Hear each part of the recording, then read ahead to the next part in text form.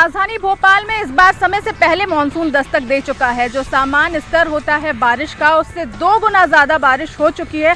और सीधा हम आपको तस्वीरें दिखाते हैं कि जिस तरीके से राजधानी भोपाल में मानसून दस्तक दे चुका है। अब आप देख सकते हैं कि बरसात हो रही है और जो भी लोग घर के बाहर निकले हैं, या तो वो बरसात के दौरान खुद को शेड से बचाते हुए नजर आ रहे हैं या फिर रेनकोट पहन करके निकलते हुए नजर आ रहे हैं।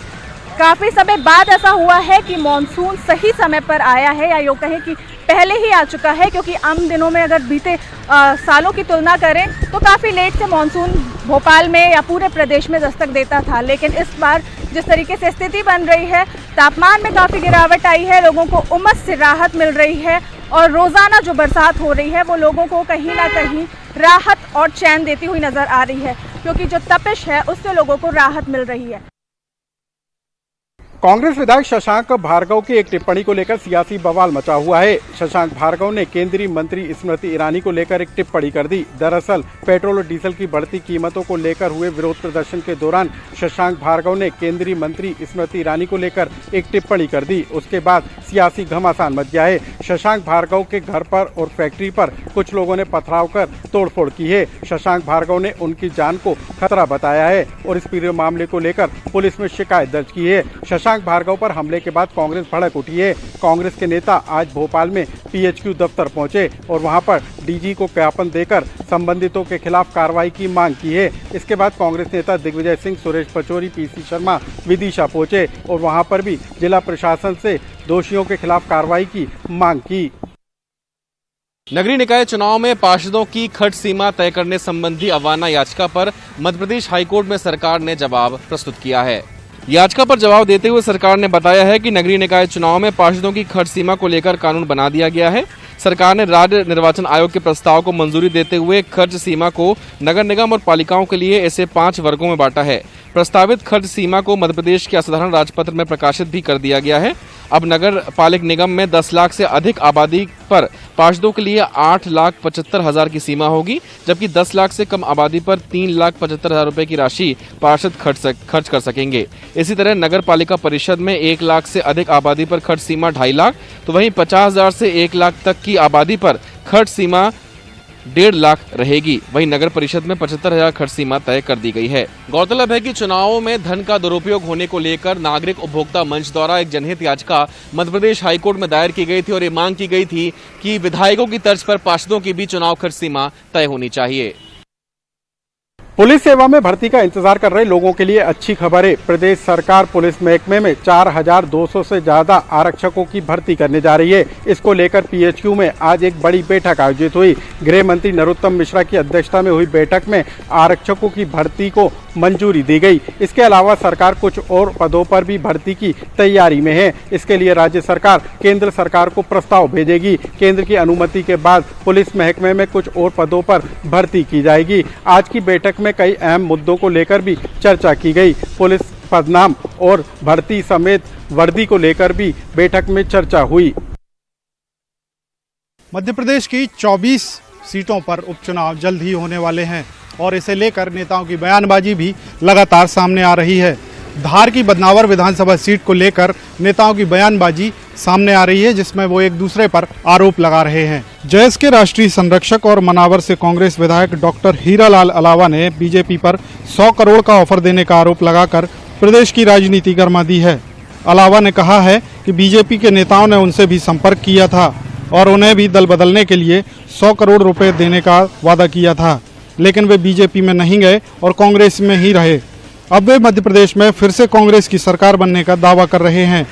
वहीं उनके बयान पर बीजेपी के पूर्व केंद्रीय मंत्री विक्रम वर्मा ने पलटवार किया है। डॉक्टर हीरालाल अलावा पर हमला बोलते हुए पूर्व केंद्रीय मंत्री विक्रम वर्मा ने यह दावा भी किया है कि अगले चुनाव में अलावा बीजेपी की लाइन में टिकट के लिए खड़े दिखाई देंगे। खरगोन जिले की भगवानपुरा चाइल्ड लाइन ने एक बड़ी कार्रवाई करते हुए खेत मालिकों और ठेकेदारों से करीब 100 बच्चों को रेस्क्यू करके छुड़ाया है, जिसमें से 70 बच्चियां और 30 बच्चे शामिल हैं। इनसे बाल मजदूरी कराई जा रही थी। अब बच्चों का सोशल डिस्टेंसिंग के साथ स्वास्थ्य परीक्षण कराया जा रहा है। बाल कल्याण समिति के द्वारा लगातार बच्चों की काउंसलिंग की जा रही है। बाल कल्याण समिति, चाइल्ड लाइन और महिला बाल विकास के जो अधिकारी हैं, पुलिस के लोग हैं, वो लगातार बच्चों से पूछताछ कर रहे हैं। ये जो कार्रवाई हुई है, इस कार्रवाई को महत्वपूर्ण माना जा रहा है, क्योंकि ये लॉकडाउन के बाद पहली बार जब अभी इन दिनों जिस प्रकार से स्कूल बंद है और बच्चों से बाल मजदूरी कराई रही थी, ये एक बड़ी बात सामने आ रही है और इस पूरे मामले की जांच की जा रही है। चाइल्ड लाइन, महिला बाल विकास और पुलिस के द्वारा इस कार्रवाई के बाद से पूरे क्षेत्र में हड़कंप मचा हुआ है। सिवनी में बारिश की भेंट चढ़े अनाज को ठिकाने लगाने का वीडियो वायरल हो रहा है। मामला गणेशगंज खरीदी केंद्र का है, जहां 250 क्विंटल अनाज बारिश में भीगकर पूरी तरह से खराब हो गया था। अनाज सड़ने के बाद जेसीबी और ट्रैक्टर के जरिए खराब हो चुके गेहूं को ठिकाने लगाया जा रहा था। अब अनाज को ठिकाने लगाए जाने का वीडियो वायरल हो रहा है। न्यूज़ 18 पर खबर दिखाए जाने के बाद हड़कंप मचा हुआ है। इस पूरे मामले को जब न्यूज़ 18 ने प्रमुखता से दिखाया तो भोपाल मुख्यालय से सिवनी जिला प्रशासन को तलब कर मामले की पूरी जानकारी मांगी गई है। वही मामले में हड़कंप मचता देख सहकारिता उपायुक्त ने दोषियों पर कार्रवाई की बात कही है। रतलाम में आज एक बार फिर सर्कल जेल के सुरक्षा कर्मियों की बड़ी लापरवाही सामने आई है। यहां पर इलाज के लिए लाया गया एक सजायाफ्ता कैदी सुरक्षा कर्मियों को जिला अस्पताल से चकमा देकर भाग निकला। दरअसल पूरा मामला रतलाम के जिला अस्पताल का है। यहाँ इलाज के लिए एक कैदी को लाया गया था। इस दौरान कैदी गेंदालाल सुरक्षा कर्मियों की लापरवाही का फायदा उठाकर फरार हो गया। इस कैदी को लैंगिक अपराध के मामले में 10 साल की सजा मिली है, जिसमें से वह 7 साल की सजा काट चुका है। बेचैनी और घबराहट की शिकायत पर आज सुबह इस कैदी को इलाज के लिए जिला अस्पताल लाया गया था, लेकिन वह मौका देखकर रफू चक्कर हो गया। बहरहाल कैदी के भागने की सूचना मिलने के बाद पुलिस ने पूरे जिले में नाकाबंदी कर इस कैदी की तलाश तेज कर दी है। वहीं स्टेशन रोड थाना पुलिस मामले की जांच में जुटी है। स्कूल शिक्षा विभाग कोरोना वायरस से स्कूली छात्र छात्राओं को जागरूक करने जा रहा है। 9वीं और 11वीं की किताबों में जागरूकता संदेश के जरिए महामारी से बचने को लेकर जागरूकता छात्र छात्राओं तक पहुंचाई जा रही है। स्कूल शिक्षा विभाग किताबों में जागरूकता संदेश छपवा रहा है। 9वीं और 11वीं की अंग्रेजी की किताबों में जागरूकता संदेश इस बार छपवाया गया है, ताकि जो स्टूडेंट्स हैं वो अंग्रेजी की किताबों के जरिए कोरोना वायरस से बचाव को लेकर जागरूक हो सके। हालांकि 9वीं और 11वीं की जो अंग्रेजी की किताबें हैं NCERT से ली जानी थी। यही वजह है कि इनके प्रकाशन में देरी हुई और देरी होने की वजह से ही सिर्फ 9वीं और अंग्रेजी की ही किताबें बची थी जो प्रकाशित होना बाकी रह गई थी। यही वजह है कि 9वीं और अंग्रेजी की किताबों में ही इस तरह के जागरूकता संदेश को इस बार प्रकाशित करवाया गया है। वहीं सारी कक्षाओं की किताबें प्रकाशित हो चुकी है।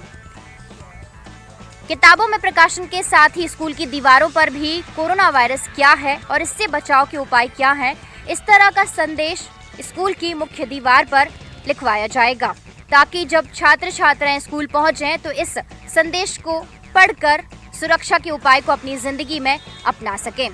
वहीं हर कक्षा में पीरियड लेने से पहले शिक्षकों को छात्र छात्राओं को कोरोना वायरस से बचने के उपायों के बारे में भी समझाना होगा।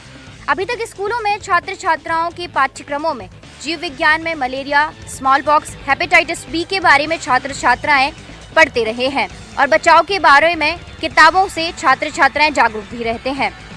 कोरोना महामारी को पाठ्यक्रम में शामिल करने स्कूल शिक्षा विभाग फिलहाल विचार कर रहा है।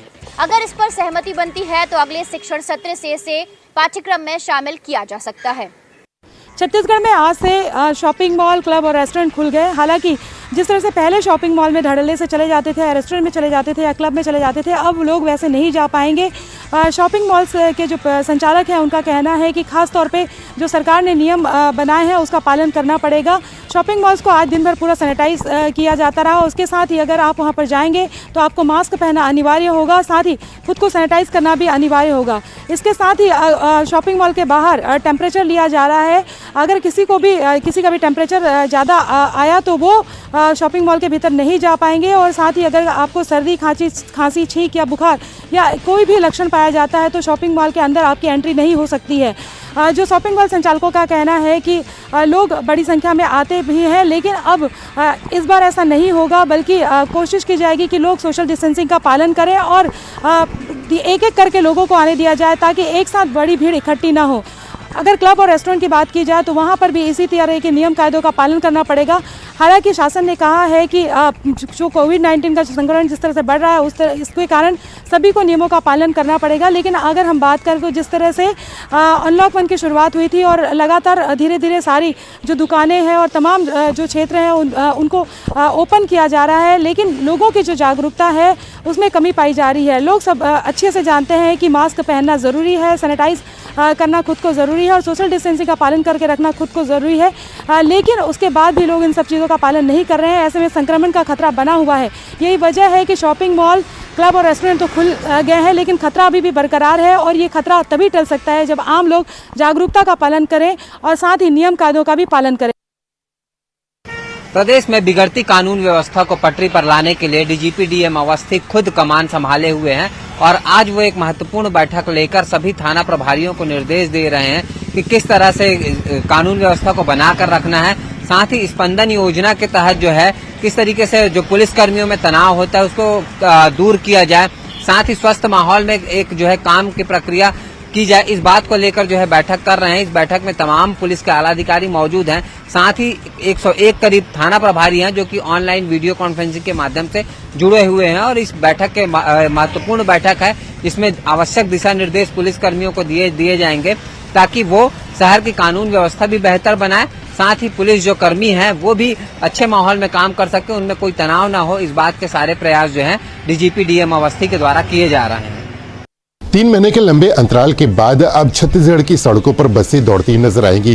छत्तीसगढ़ सरकार ने बसों के परिचालन के लिए छूट दे दी है, लेकिन सबसे बड़ी बात यह है कि छूट मिलने के बावजूद भी जो बस मालिक हैं वो अपनी बसों को सड़कों पर नहीं उतार पा रहे हैं क्योंकि इनकी वो स्थिति नहीं है कि अब वो अपनी बसों को वर्तमान में चला सकें। इस संबंध में एक दुर्ग में प्रदेश स्तरीय एक आवश्यक बैठक हुई है जिसमें आगामी समय के लिए रणनीति तय की गई है कि किस तरह से हम बसों का परिचालन कर सकते हैं और किस तरह से हम सड़कों पर वाहन उतार सकते हैं, क्योंकि बस मालिकों का ये कहना है कि करीब 3 महीने तक जो बसें खड़ी रही हैं उस वजह से काफ़ी बसों में कमी आ गई। इस वजह से बसें जो है वो सड़कों पर उतरने की स्थिति में नहीं है, वहीं स्टाफ भी इधर से उधर हो चुका है। दूसरी बात ये है कि सबसे बड़ी बात यह है कि जो कई शासन के ऐसी गाइडलाइन है, जो कई नियम है जिस वजह से इन्हें बेहद तकलीफ़ों का सामना करना पड़ रहा है। जिस तरह से EMI भरने की बात थी जो शासन ने लंबित कर दिया था 3 माह तक के लिए, लेकिन इनका बस मालिकों का कहना है कि उसे पूरी तरह से समाप्त किया जाए और जिस तरह से डीजल के जो रेट लगातार बढ़ रहे हैं उसके अनुसार जो है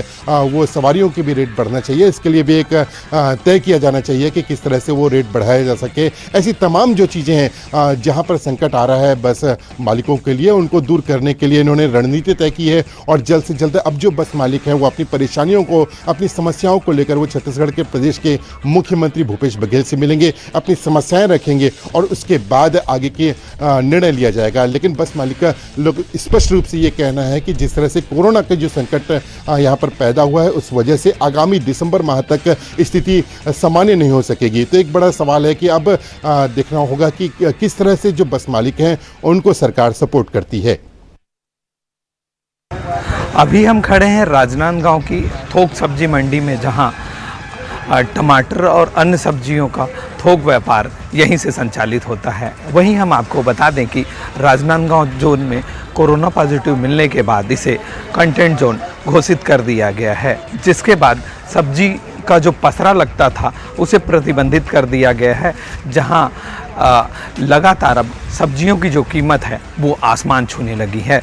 जो टमाटर 4 दिन पहले 20 से 25 रुपए किलो में बिक रहा था, उस टमाटर की कीमत 50 से 60 रुपए अब हो गई है। वहीं आलू की भी कीमत लगातार बढ़ती जा रही है, जिसके बाद जो गृहिणी हैं, जो आम लोग हैं, उनकी जेब में कहीं ना कहीं डांका पड़ रहा है और जो ये महंगाई का असर है वो अब लोगों को दिखने लगा है। मैं आपको बता दूं कि कोरोना के कारण जो स्थिति बनी है और जिला प्रशासन के इस निर्णय से कहीं ना कहीं आम लोगों को परेशानी तो हो रही है, लेकिन दूसरा पहलू ये भी देखा जा सकता है कि कोरोना का जो चैन है उसे तोड़ने के लिए जिला प्रशासन ने यह निर्णय लिया है।